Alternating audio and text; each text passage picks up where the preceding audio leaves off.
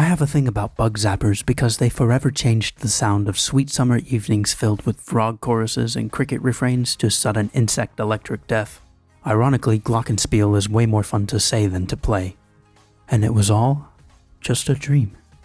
She was trying to teach me how to dance, and it was really awkward, but I didn't care because she was beautiful and exquisite and endearing, and I was so in love with her I didn't care about being embarrassed. The walls were painted pitch black, the lights were low, and there wasn't any music playing, but there were throngs of people everywhere, and a man with a beard kept asking me a lot of questions. He reminded me of Gandalf the Grey, and I smiled inwardly because I'm a dork. I sang and played my heart out that night, and I just couldn't contain the sparkling cocktail of wide smiles and bright eyes that poured out of me because things felt so right and pure in that definitive moment. She surprised me. She was waiting for me.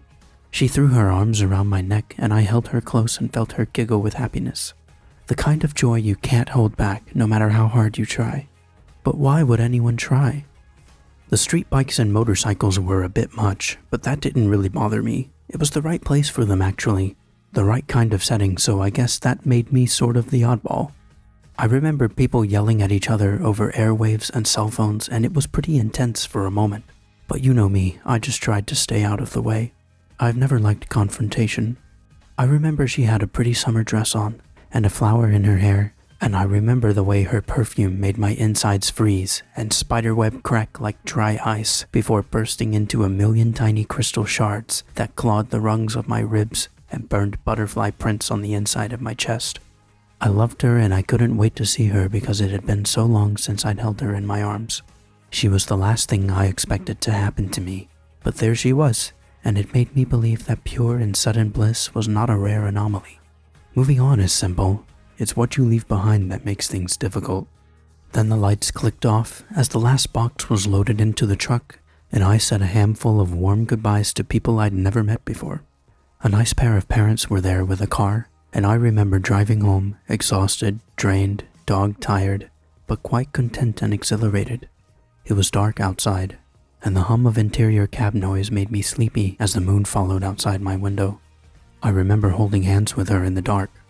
Now there's something sharp in my wrist, and I think it's the same thing inside my mouth. There's a sharp coiled cable running from the light to the wall and a soft place to put things nearby, but I never really use it. I'm always afraid I'm going to forget something important when it's time to leave, and there are few things worse than realizing you've lost something for good, whatever it may be. I've never been fond of leaving, except for perhaps leaving bittersweet the warehouse after a long day, or the dentist's chair after a torturous hour. Those kinds of departures are enjoyable, and I always tend to drive faster and sing louder post-appointment. But I feel like there are many kinds of leaving, and most of them tend to be tiresome. Sometimes I purposefully forget to turn the lights out when I leave, so that when I return home, it feels like someone is expecting me. Sometimes it's nice to feel expected, the same as it's nice to feel unreachable from time to time. We always talked about doing so many things, going so many places, seeing and feeling and tasting so many flavors of emotion and scenario. Some of them we did in fact experience. Others we just never got around to. It feels distant and hazy and pretty miserable at times, but all the more reason to cling tight to what is true and real and sustaining. Missing someone is like a bad dream you can't wake yourself up from. But the glass shatters in a cool way, and I love imagining what it would be like to rappel off the side of skyscrapers in Hong Kong, or fight crime in Gotham City, or spend all my weekends as two different people. Laura is buying clothes somewhere in LA right now, and I need to figure out how to enjoy the atmosphere because it would be silly to wake up anxious. There are so many places to hide out here, so many pieces of driftwood and bits of palm trees that cleverly conceal the most beautiful fish. It's easy to think they might go largely unnoticed, but I'm sure this is not the case. I just do my own thing and try not to bother anybody. It's funny how time can manipulate and stretch itself like a contortionist. I feel like yesterday was this afternoon. Now I'm lying on a deep royal purple and there are eyes everywhere, but it's a thrilling feeling. Meanings float like battleships on the near horizon, and I have to take sleeping pills at night, or else I'll miss everything. I like these quiet secret moments, unless of course I must fly somewhere or wake up early. I took the tour and it seemed like a lovely place, full of good people and great ideas. But I always catch myself thinking about what lies just beneath the surface. Sometimes I prefer not to know. Wow. A billion emotions are buzzing in and around my mind like a psychiatric beehive institution, a crawling traffic jam of bedlam and chaos. Except these thoughts aren't cute fuzzy little bumblebees with woolly mittens and happy faces.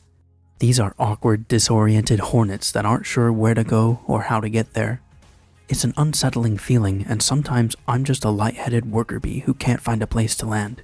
Everything is spinning and my heart beats twice as fast as it should, making tonight an emotional triathlon of which I'm underprepared and totally undertrained for. I'm not entirely sure what's happening, and I don't believe I could stop this race if I wanted to. My two-stroke heart is pumping double time and I'm running faster than my legs can carry me. But the scary thing is that I'm not sure where the finish line lies, or if I'm even pointed in the right direction. The color gray was charming and the blue was intoxicating, but I didn't care. Both were so unbelievably gorgeous. I just sat there stunned, staggered, debilitated. What do I do? Where do we go from here? Everything is split down the middle and I need more wisdom than I thought. It was a sweatshirt weather kind of night in California, and I remember the way those big green and blue letters stood out like bright neon monoliths in the deepening midnight. She had a red convertible waiting for us in the parking lot and the top was down. Actually, I don't think the top even worked at all because I remember us talking and laughing about what we would do if it started raining on us. It was the most natural thing in the world. Yet I might be a liar if you asked me now.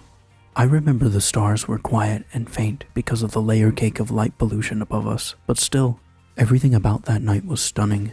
By every and all definitions of the word. I could feel the glow of the dash on my face, the flutter of the music in my ears, and the swift whip of the sea air in my hair. We put our hands up to see how long we could hold them out before they became ice cubes, and I loved feeling wind-tossed because it felt like horizontal skydiving. We raced along the coast in the darkness and wound up on a secret beach somewhere with apple cider and a blanket. I still can't believe what happened was real because everything about that night was too eloquent for words. I don't recall speaking or listening. I just remember feeling, processing, sensing, experiencing, living deeply, breathing it all in. How I wish I could return to that night sometimes. Just for fun, just for a few minutes, just now and again.